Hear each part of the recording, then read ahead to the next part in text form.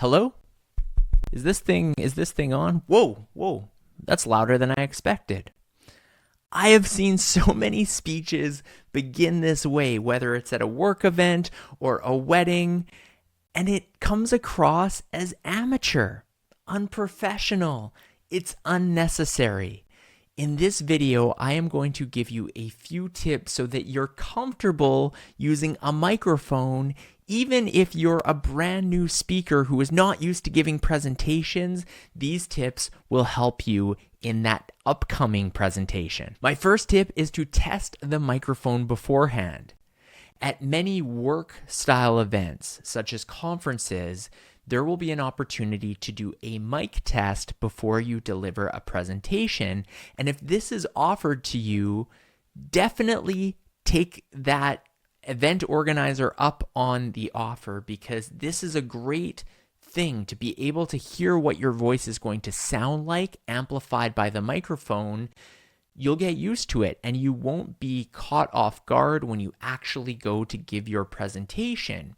And when you're speaking into that microphone, practice speaking with a regular volume, but also increase and decrease your volume a couple of times so that you, again, get used to what the sound of your voice will be like. Because if we're not used to our voice being amplified, it can sound a little bit different.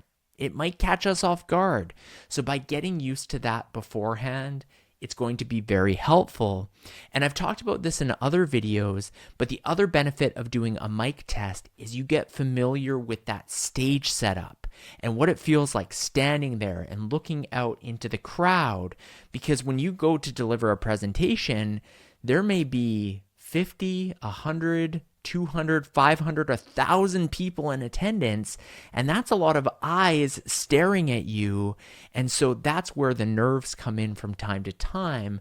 But if you've already stood on that stage, you've practiced with the microphone, you're going to be much more confident when you actually begin your speech. My next tip when using a microphone is to maintain the correct distance from the microphone.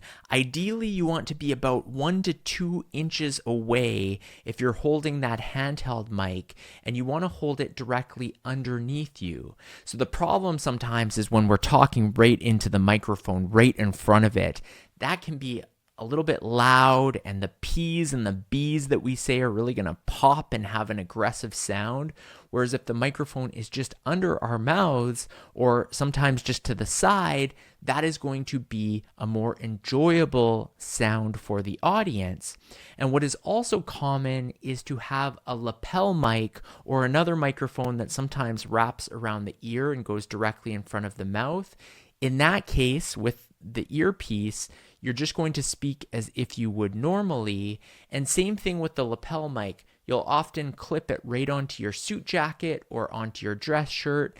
Ladies, this is another thing to be mindful of, is your outfit choice for the event. If you're going to be giving a speech, ensuring that there is something that lapel mic can easily clip onto. And if it is off to one side, be mindful of that. If you're constantly turning your face and talking to this side of the room, but the microphone's over here, it's going to be a little bit harder to hear. So if that's the case, turn your full body so that you still stay in front of the microphone rather than your head turning away from it. A bonus tip here is if you have long hair, which I clearly don't, but maybe ladies or men with longer hair, if that hair is getting near the microphone, it will create a staticky, unpleasant sound. And so if that's the case, you may want to have your hair tied back or off to the side so that it's not interfering with the microphone. My third tip for using a microphone like a pro is to speak to the back of the room, ensuring that your bass volume is loud enough for the entire room to hear. Because sometimes when people get microphones, their default is to speak very quietly. Again, maybe they're not familiar with their voice being amplified, but you still want to keep that volume and still speak as though you're speaking to the back of the room, because having that strong median volume is going to ensure that the entire audience can hear your whole speech really effectively. You can still deviate from that from time to time, getting loud or getting quiet for effect. And I talk about that in another one of my videos, which is all about vocal variety. But that bass volume should be loud enough for the entire room to hear. My final tip, what if something goes wrong? What if the microphone turns off? Don't panic. The more you draw attention to a technical issue, the more the audience will be worried or concerned or stressed for you. Don't panic. If your mic does go out, especially if there's an AV team or somebody who is helping with the sound, they are probably more panicked than you are and they are working on a solution. If that's the case, adapt.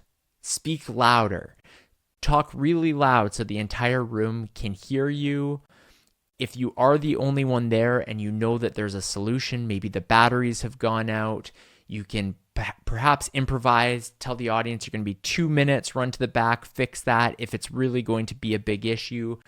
But I will say, stay calm.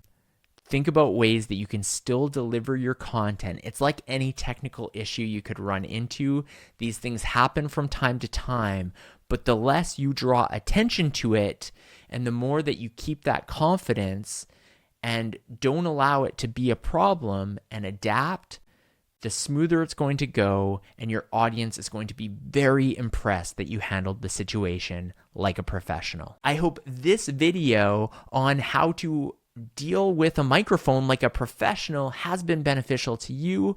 If it has, please consider subscribing to my channel and check out this video that's popping up on the screen right now, because I talk about 5 speaking mistakes you absolutely want to avoid, and I know you're going to get a lot of value from that video.